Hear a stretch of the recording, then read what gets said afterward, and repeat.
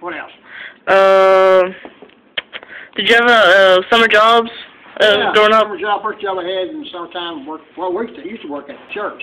I got paid $10 when I was like 10 years old. I got paid $10 every Saturday for picking all the trash up in the church, all the bulletins they leave, and vacuum cleaning the floor, and help buff the floors, this kind of thing. Then when I was about 15, I went to work for Dairy Queen in town, made $1.40 an hour. That was big money back then. They could only pay us that because I worked part-time. And then after I did Dairy Queen, I worked for Sears and Roebuck part-time while I was in high school. And during what years were these? I'm talking about 1973, 77, somewhere right in there. Okay. Now, I know you were in the Air Force? Yep, joined the Air Force out of high. Well, I went to college for a couple years, then joined the Air Force, and about 78, somewhere right in there. What were your days like in the Air Force? Oh, days in the Air Force. Well, basic training was, well, that was brutal.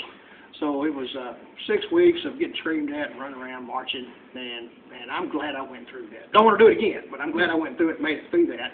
And then you go to tech school after that, and then after that, I went to work in the fire station at the Air Force Base, and we worked a 24 on, 24 off shift, and then every 3 days we got, every 2 weeks we got 3 days off. And we just kind of sit back at the firehouse and cook, learned how to cook pretty good, and kept the fire trucks clean, make them run, had drills, and we sit around and wait for a fire to break out or a plane crash or something like that. When you least expect it, something will happen. What was the most unexpected thing that happened to you? I guess that plane crash that in the Air Force talking about, Oh, fire call or something, yeah. probably that 810 fighter that went down and had about 1,000 rounds of 30mm shells, and we got down there and they were blowing up everywhere. I was hiding behind the truck. Wow. Questions. I had something. What was the most, so you've been through a lot, you know. We were born in 1958. Okay, so you've seen a couple of things. Would you mind describing, like, what was the most memorable time period for you? You talk about, like, news, current event things, or current event stuff? I definitely remember Events that happened to you, that you were a part of? Well, I guess, I'd say a part, I guess history things. I definitely remember Kennedy when he was assassinated in Dallas. I guess I was about 4 or 5 years old then. I remember that like it was yesterday. What happened that day? I just remember my niece's, no, scratch that, my sister's best friend Denise running up to me, and she was crying. I looked at her, and she goes, "The president's been shot." And I just looked and, oh my God, the president's been shot. And so that definitely sticks out in my mind. Vietnam really sticks out in my mind because I remember my brother, he was, the lottery came out for the draft, and his birthday was October the 8th. I think it was like the 20th in the lottery. My dad just told him, go join the Army. And then he went and joined. Pretty soon the FBI come to my house, knocked on the door. I don't know where he was. My dad said he already joined. So he went to Vietnam. That was a very scary event for us because, you know, he was in combat, this kind of thing. Let's see, man, just all kind of things. You name the history, I can still remember it. Well, I guess you were growing up during the 60s, right? I remember the riots broke out in L.A. I remember the hippie movement. I remember the beads and the drugs started showing up. I remember going from 3 channels on black and white TV to, you know, now we got color TV. Of course, back in 1980, I remember the first time I used a microwave oven. I heard of one. I remember, what was it, 95? That's not too long ago. No, I was born in 95.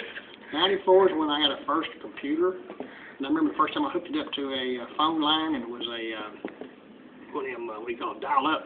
And you sit there, and we're sitting there waiting for it to work, and like 5 minutes later, a picture showed up, and I go, cool! And then I hit the button again for another site, and I had to wait 5 minutes for it to load. I go, wow, this is neat! And of course, now you're like getting patient. You're like going crazy, because I want it to come up now. Yeah. So, man, I've seen a lot of changes. Do you want to talk about anything, any historical events that just come to mind to you? Yeah, I guess from the Vietnam War, my brother took off, and I remember the face, my dad's face, when he shook hands with my brother when he went on the plane. I was like, say, he was 10 years older than me, so my dad brother left at 8. He was 18, so I was about 8. I remember that day at Low Field when he got on the plane, and I remember my dad's face. And then several years later, the Persian Gulf War broke out, and I had to put my son on that plane. And I remember shaking his hand by. So I now knew what my dad thought, exactly the same thing I thought. When that war broke out, you didn't know if your son was coming back home or not. So it was kind of trying times, kind of made you worried about your son in the military. And I was very fortunate in the military that I never had to go fight in combat. I think we had the Grenada War break out, but it was like a couple-day deal.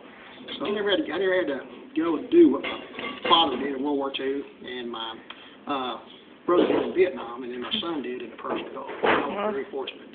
Wow.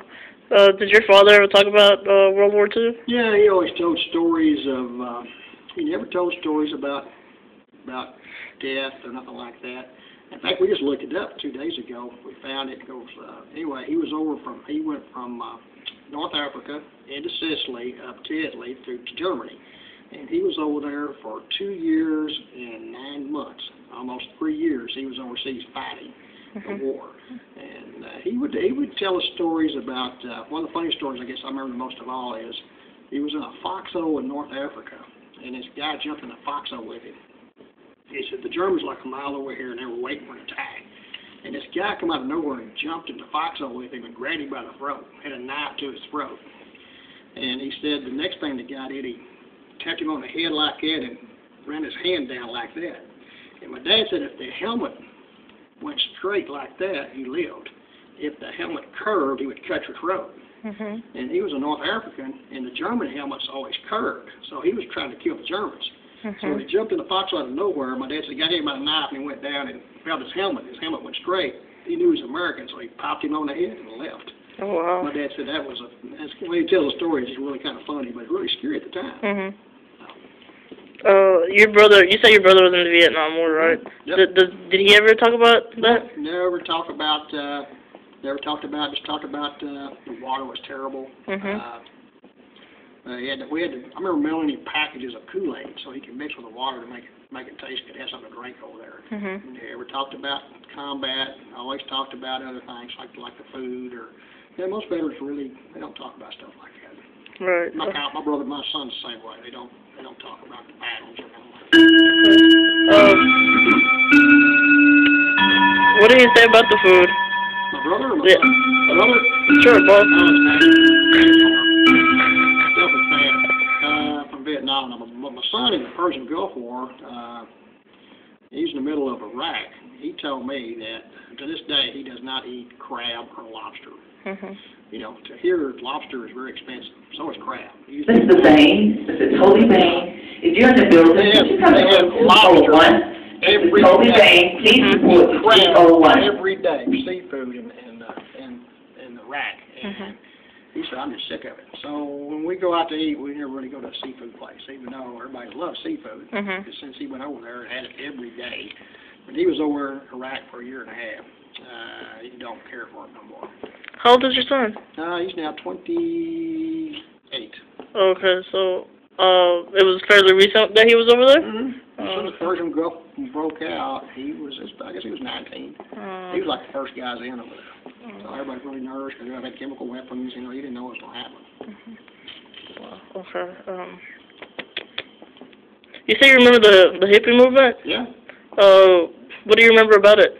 I remember seeing the news, the nightly news, and they'd had the hippies lined up in California, maybe wearing beads and sandals, and their hair was down here, and they weren't too clean, and you could see the drug use and this kind of thing. If you ever watched the movie Forrest Gump, I think that is probably the best history movie ever.